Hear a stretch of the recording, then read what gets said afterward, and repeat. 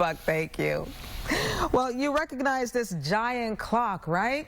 Yep, right there. It's been keeping drivers around Hartsfield-Jackson Atlanta International Airport on schedule for the past decade.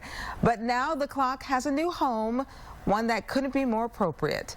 Good day, Atlanta's Paul Milliken joins us live this morning. So, Paul, where did the clock end up?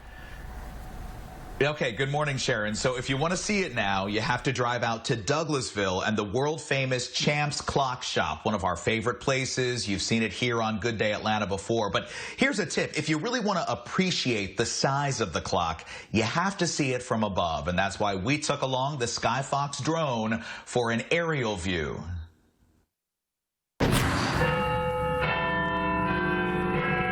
Champ's Clock Shop in Douglasville is already home to an eye-popping, ear-shattering collection of more than 800 clocks. But owner Jeff Champion's latest get is way too big for the walls here. In fact, it's so big, you really need to see it from up here. It doesn't look so large when you're standing right in front of it, but when you get above it and look down, you find out that you're minuscule. If you recognize this titanic timekeeper, there's a good reason.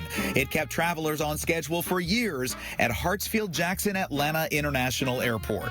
And it's the icon. If you want to get off on Camp Creek Parkway, where do I turn? Oh, there's that clock. That's where we turn, right there. A friend of mine named Kenny Wright calls me up. He's a clock customer, and he says, man, he says, they're fixing to do away with this clock. And he said, I told the facilities manager, I said, I know somebody really needs this.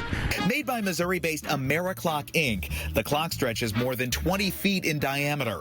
The Roman numerals are strung together with cords and light up, kind of like a jumbo strand of Christmas lights. Now, a lot of big tower clocks that you'll see like in New York, big cities, they have clocks this big on them, and Big Ben's makes this look like a shrimp. But you rarely ever see them in the ground. And for a place that's packed full of perfect circles, acquiring this colossal clock is perhaps the most perfect of all. Jeff Champion's dad, the original Champ, started his career, guess where?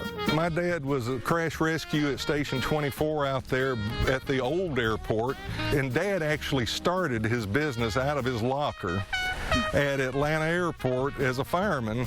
Now, the giant hands of this clock are in the hands of someone who truly understands the value of time.